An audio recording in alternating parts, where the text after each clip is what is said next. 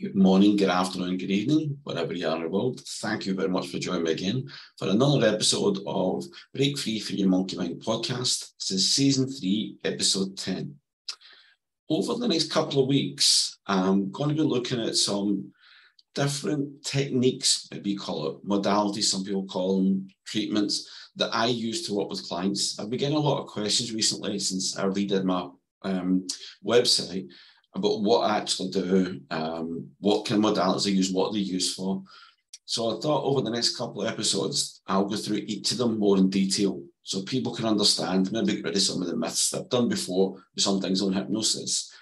But the one most popular people have asked about recently is NLP, call it, or its right title, Neuro Linguistic Programming. It's a mouthful, I know, but I'll try and explain it, give a definition and explain it simply. So NLP, a definition of it, combines theories, models, and techniques from a range of scientific, esoteric fields to create accessible and understandable tools, which can be used by individuals, teams, and organizations, and applied in a variety of contexts to improve outcome, support, well-being, and create change. A lot of mouthful, that isn't a really big mouthful. Simply, as I say to people, is I use different techniques and resources to allow them to make changes in their own mental state, their own mind, to put new processes in place to help them to move forward. And that's basically what that big thing is, all it says. Different people might give different descriptions of it, but the simplest way I can do it is that you use different processes in everyday life. How we drive, there's a process about how you get in the car, how you sit, how you do things. These are things that are programmed into your mind. So when you go into your own home and you go to cook something, you don't think, I need a knife. You just automatically go and get it, or I need a fork or a kettle or whatever it is. You automatically go. You don't have to think every second through, I need to turn left here, right, open that cupboard, take this out. It just happens. This is a way of doing that, helping you to put processes in place to help you to move on and to help you either from the coaching side, from well-being. It can use a lot of different things. Now, the first thing to understand is where it came about and what it is. Neuro Linguistic Programming is something that's been around since about the early 70s. It was started really with two main people that did it. People know as Dr. Richard Bandler, who was a mathematician, and John Grinder, who was an associate professor of linguistics. They worked together at University of California, and they, in a time of a lot of change, and especially in humanities fields, they got together and actually looked at these processes and modelled, it's called. So took the best of looking at different people from a prior time and put that together to get these processes. They were looking at what is the difference it makes between somebody who's competent, somebody who is able to do something, who's got a skill or a trait or something they're really good at, and others who can't do it. What makes those ones that so good at doing that? What is it they actually have, or can something be modelled or copied to use? They decided to use different people to get that answer. There was 3 people at the time that they decided to model things on. They were all outstanding therapists in their own right. One that some people call the godfather of hypnotherapy, Milton Erickson. He was a world-renowned psychiatrist and who really gave the name to the form of hypnosis as we know it now. There was Virginia Satir. She was a family therapist. And a gentleman called Fritz Perls, who was a Gestalt therapist. Now, they took the best of these because they could just as easily have been copying people who were maybe outstanding businessmen, outstanding athletes, outstanding scientists, whoever. They just needed to use certain people who they could get the best things of them, looking at how they did things, the way they did things, and how that can be put into practice to help other people. So Bandler and Grinder modelled their language, their physiology, and the mental processes to identify patterns, basically. So rather than theories on something, they look at things as being as a pattern. If we put these patterns in place, this would help. And that's what they taught. There was others involved at the time as well, but they were the 2 main people that most people would know. Now, how it worked was NLP techniques focus on making changes from behaviour. They can be used for a variety of different goals. So you have people in the mental health field who use it. You've got people who use it to change at work, coaches, consultants, therapists, salespeople, businessmen. Anybody in an everyday job can use it for their own sake, their own self-development, or just a personal sort of development basis. Anyone can utilize this. And what the NLP cell did was it gave us a talk therapy or a treatment for depression, anxiety, other aspects of mental health that can be used, that therapy uses to help improve that. But also so many other things, I said with the work things, but people who have phobias, fears, just how to change a state very quickly in your mind just because you've got some doubt, you don't feel confident doing something, you may need some better self-worth, self-awareness, you want to improve how you actually have an outlook to life, the way you think of things, because some of those people who suffer from more severe parts of anxiety or stress or overwhelm, burnout, all these different terms you keep hearing these days, along with things like panic attacks, these can be used as well to put things in place to either reduce them or to prevent them. Now, we look at different things in the field here. A simple way that we seem to be taught from our children, when we go to school and you brought them to school, you look at everything externally. You look at everything from outside, from other people's perspective. And you do that all through life. So you're getting people from school who give you a curriculum that you have to follow. So their perspective is how you start looking on your education, how you look at the world as a whole, how your parents act, how they teach you, how they portray their lives. You pick things up. So we're picking things all the time for them externally. What the great thing about Neuro Linguistic Programming does, it gets you to look internally. So your own, what's called map of the world, it just means your perspective, how you see things, but see it from yourself first of all, and look and see it through your eyes, through your senses, how you smell, how you feel when you talk, how you act. All of that is from you. And it's amazing when you do that, how much more confident you can be, how better you feel about yourself. So when you do have any issues externally, you can handle them a lot better. Whereas someone who doesn't, they get impacted solely all the time by how other people make them feel, the way they think other people see them. So their perspective is always based on other people's opinions rather than their own.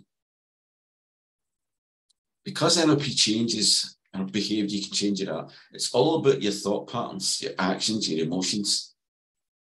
NLP can also benefit people who don't have any serious any health, as I said, people from work, coaches, everything. Anybody can do it. And one of you think about where it is, have you ever done something that really took your breath away, that made you feel amazing? And you try to look back on it and remember what done that. What was it? Maybe the first time you won something for yourself, or something that a family member done something. Maybe the day you got married, the day a child was born. It could be the day you got the job that you really wanted. Or actually this week, you may have got the results from college for school that helped you to get into college, university. You get anything at all, you can look at life. We can look at it and you remember an amazing day that you had. You remember it, but you don't always feel it when you look back. You can't always say, well, what was it that I did? What was it that made it so good? What was that feeling? And the one thing NLP can really do fantastic for things like that is it can allow you to put processes in place. So time and time again, when you have got these situations come up, you know how confident you can be in it. And you get so immersed in it that you do feel all of that and it stays with you. So it can take your breath away all the time rather than just now and again. It helps you to understand and to model your own successes so that you can do them over and over. Basically a way of discovering your own genius, the own best people. You hear people saying about the best version of them, your best self. This allows you to do that all the time. And it can have such a positive, profound aspect in different parts of your life. It helps people to move forward when they're stuck. It helps people to leave things behind that they don't need anymore. Things that hold them back. I describe that to people like, you see these things in a gym nowadays, they've got like a big bungee rope attached to them and you try and run and you get as far as you can and you see them getting pulled back. That's what happens to us when we go through life. If we don't deal with emotions or situations, we always get pulled back. NLP allows us to help you, or even to help yourself if you learn it, to how to get rid of the things that are holding you back, to allow you to move forward. It's like you're stuck in this little cocoon. Just think like a caterpillar when it's one that's young. It's stuck in this little cocoon, this wee shape. And then one day, something happens and it just flies. It's like a butterfly, or it just goes up into the sky, flies away. So amazing, so different for that thing it was contained. And sometimes that's all we need in life, is someone who shows how to guide us how to do that, so that we're not stuck in that rut. We're not just going through life getting by. We actually can live the life that we deserve, the life that we want to have. And that's such an amazing feeling. And for someone like me who works with people like that, to give them that confidence to be able to do that, it's not the fact when they get there and they fly away from themselves and be able to do whatever they want on their own. It's the moment when the realization happens, when you do something with them and give them the techniques to put in place, and they suddenly realize, you see that little smile come, maybe part of one lip going, and then the smile on their face comes when they went, I know I can do this. That point is such an amazing feeling. When you see someone do that, they take control of their own life. So basically, a Neuro Linguistic Programming practitioner, an NLP practitioner, master practitioner like myself, we are just guides or catalysts. All the resources you need are inside you. They're there all the time. You just don't always know how to bring them out. And that's what we do. And that's what this modality is so amazing at. Giving people tools to go and change their own lives and to keep doing it. No matter what life's thrown at them, they will keep changing it.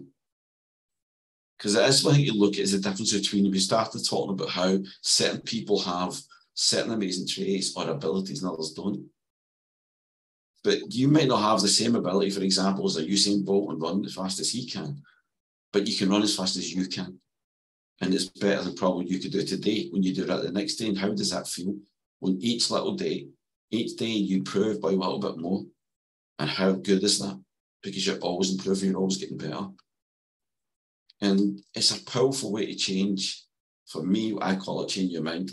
A company name, changing your mindset. When you can change that mindset, you change your life. You change those patterns, you change from today. As soon as you do it. I was asked if NLP, that does it really work? Then yeah, all those things I've said shows you it does. But also, one thing with it is, I went on the courses to become a Neuro Linguistic practitioner and a master practitioner, because I want to have different tools. I call it a little toolbox that help me to help my clients. I never know when someone's going to sit in front of me what the real issue is. Majority of people that come to me tell me they come with 8 different problems. They come with maybe I'm stressed, or I'm overwhelmed, or I'm suffering burnout. But when you actually talk to them, that's not the issue. The issue is what causes them. What is the reason that they've got these symptoms in the first place?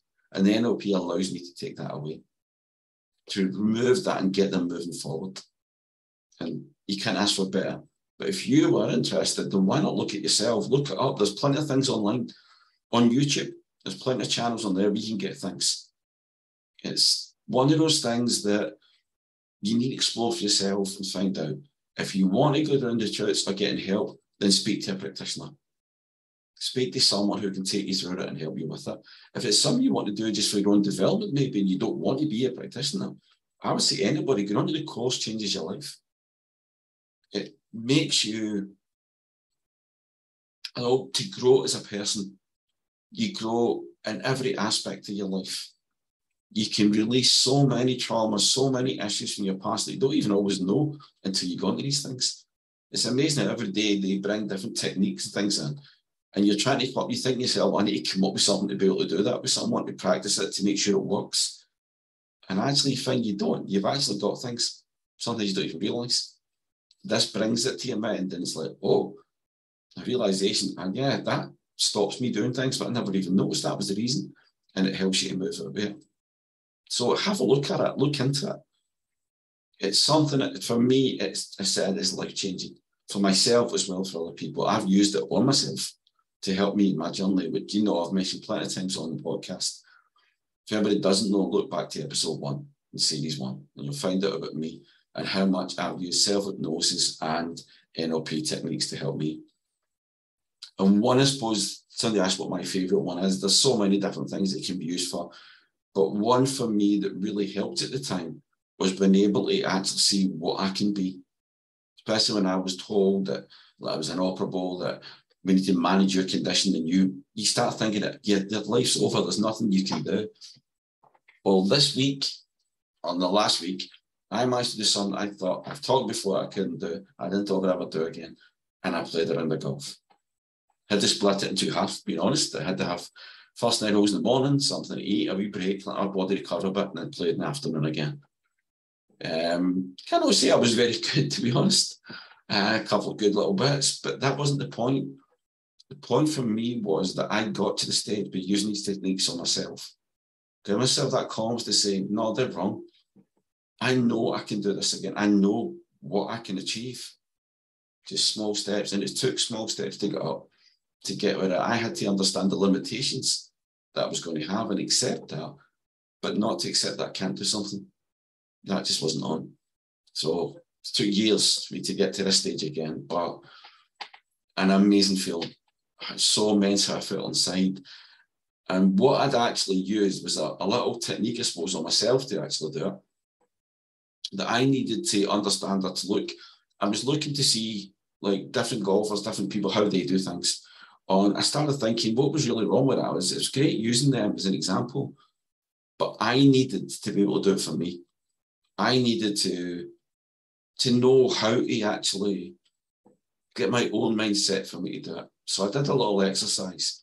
And it is a technique, NLP technique. This one, well, it was actually written by another NLP coach in Australia that I did some before, Angela Farnham. And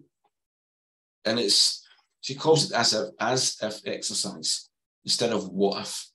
So the what if most people say is what happens when you think of being overwhelmed or going towards burnout or stressed. You always think, what if this happens? What if that happens? This is as if you can do something else. So what I want you to do is just, if it's safe to do so, I want you just to sit for a couple of minutes nice and comfortable. If you're driving or you're doing any machinery or anything that can be dangerous, then don't do this now. But otherwise, just take a few minutes. If you can't do it now, you can always come back to this and do it later. I want you just to take a few deep breaths. Breathe in through your nose and breathe out through your nose. Just take 2 or 3 deep breaths and allow yourself to just relax a bit more. Just get a sense of how your breathing is, how relaxed you're getting. The more you have these deep breaths, gentle breaths though, not any pressure, just breathe in, breathe out. And as you do that, I want you to just close your eyes for a moment or two. And I want you to picture yourself not too far in the distance, maybe a week or two, a month, 6 months, but in a future where you wish to be. Maybe it's something that you've got coming up. Maybe, I don't know, you've got a talk you're going to have to do, or a family event coming up, or you're going out with someone for the first time, or going on holiday, whatever it is. I want you just to think of what that future would look like for you. Just take time you need to just add in all the elements that you feel should be included. So if you think of your future self, take a look of how your future self will look, how they would dress, how they move, how they speak, what way they're standing or they're walking. And you want to see yourself being confident. So if you struggle to think of yourself like that now, then just think of someone you know who would be that way. So for me, when I was thinking about it and getting into golf again, I thought of Tiger Woods because he's probably the strongest mindset of just about any athlete I've ever seen. The things he's been through, the injuries, the things had some similar in one respect to me, not quite the golf side, but whatever through my life, he's been through a lot of hardship. So you think of someone who you would think of, but who's got those traits that you would love to see in yourself. The confidence, maybe a powerful way of speaking, maybe a gentle way of speaking, whatever it is you want. Just imagine that, how that would look, how you would feel. Just think all those emotions. Now, when you imagine if that confident part of you, the one who talks the right way, who speaks the right way, moves the right way, just imagine them standing in front of you now, and you can see how they're looking. how they carry themselves, how other people are reacting to the way they speak, the way they walk, the way they look, how good that looks. Just imagine then that they're standing right in front of you, close enough that you can touch them. And I want you just in your mind only, just to ask your future self that's standing that few feet in front of you, what did they do to get where they are now compared to where you are? What was it they did to change? Whether it's something they put into place, is it something they're doing? What is it they did to now be that amazing, confident person? And make sure you really pay attention to whatever answers are given. Maybe they went on a course to do something like that. Maybe it's because it's something they read, a book. Maybe because they modelled themselves on someone else, since we've been talking about. Whatever it is, just take note of whatever they say. And as you do that, just step a little bit closer. I want you to reach out your arm and just gently touch their hand as well. So if you're just holding hands. And I want you just to imagine, using that powerful imagination you've got, I want you to get yourself as if you can step into that future self. So just imagine, if you can, how your being would come out of you and go into them. As if you were stepping in, just pulling on a suit or a wetsuit, and that tightness, that some you can imagine that you're inside that. Just imagine how you would see, how you would feel, what you would hear. Just imagine, look around at those other people who are smiling at you, who are enjoying listening to you, enjoying your company. Imagine how good that feels when you're speaking so confidently. Get a sense of how that feels to you.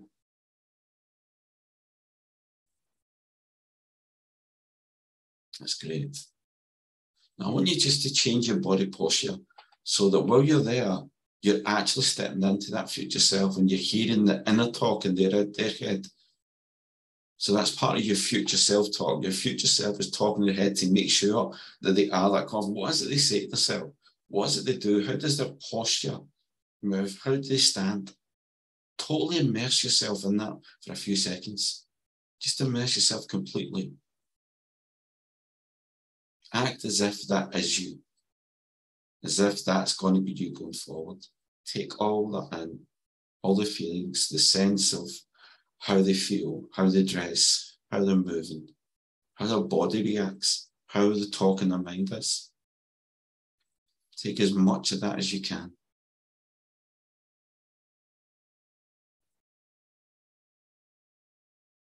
And then what you do is just think in your mind as if you're just stepping back out of that future self and back into yourself. So you're right in front of them. You can now see them in front of you, but you're back in yourself. But you've took all those traits with you. And you look up and you see your future self, just turn, wave and walk away because you don't need that anymore. You've got all those feelings. You've got all those ideas, all those senses inside you. And you see inside your own mind that you follow in their footsteps just for a few steps as if you're following, going after them. But you realise you don't have to. Because all those feelings, a sense of confidence, of achievement, of a sense of as if you can be that person now, means that you can be that person, not as if you are that person now because you've took all those traits. You know what made them that way. You know what you've got to do to become that. I'd like to now is just to open your eyes. And when you get a chance since after this, write down what you think, what you heard as the message for them about what you needed to do to become that person. Write down what they did to do that. Write down how you felt they stood, how you felt they moved, how their voice was when they spoke, what kind of self-talk that they were having in their mind when they were doing that.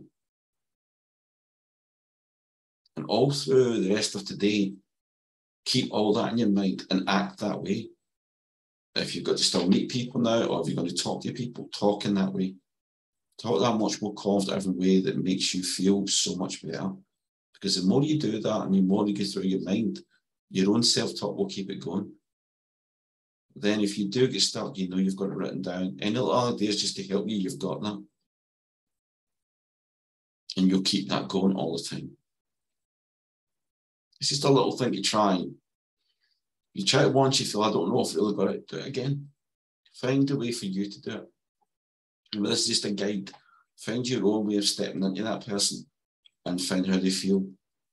Could be a future you, as I said, it could be somebody you want to model yourself on, like I did with Tiger Woods. I imagine being in him. How did he face what he had to do? How did he come back? What did it feel like stepping on that tee for the first time? People were telling him that he'd probably never walk again, and yet he's just been in majors. But that car crash he had the last time, nobody thought he'd walk away from that. But he's back. He's never going to be 100%. Like I said, I had to learn my limitations. So I still feel so much better every now, but I understand better what that's like and what it took. That's what I'd love for you to do. So try it out and let me know how you got on. It would be great if you just either send an email. Our email is tonygordon@changingyourmindlimited.com. So it's tonygordon@changingyourmindlimited.com. The limited is LTD. Let me know how you got on with a little exercise or how you modeled yourself on. That would be great. And I'll let other people know, maybe give them ideas, what they can do. If you got the traits or how did you get there, let us know that so we can let other people know. It's great if you could share that with other ones to let them know how to do it. If it's something you'd like to take further and learn more about it, then you can get in touch with me through Calendly, which is a booking system. It's calendly.com/Tony Gordon. It will take the booking system. You can book a 30-minute call. It's free. Just have a chat with me if you want more about this or what I can do for you using this, how to help you. Or if you want just to find out how to get more information to do it for yourself. Maybe it's something you want to do to take forward in the future. Whatever it is, I just hope you get something out of this that can help you. And next week, I'm going to get a bit more in depth about hypnotherapy and the difference between hypnotherapy and hypnosis. I get a lot of questions about that. If I do both, how does it help? What is it? Are they two different things? Listen in next week and you'll find out. So thank you very much again for joining me. I really appreciate that. As always, if you have any suggestions or things that you would like on the show, please let me know. If you'd like to come on as a guest, I would love that as well. Come on and let some ideas about what you do that helps things in your life that you think may help other people. Remember, everybody has mental health issues. Just some people need more help than others. And if you can help someone with that, wouldn't that be a great achievement? Thank you again. Take care of yourself and your families. And I'll speak to you all next week. Goodbye.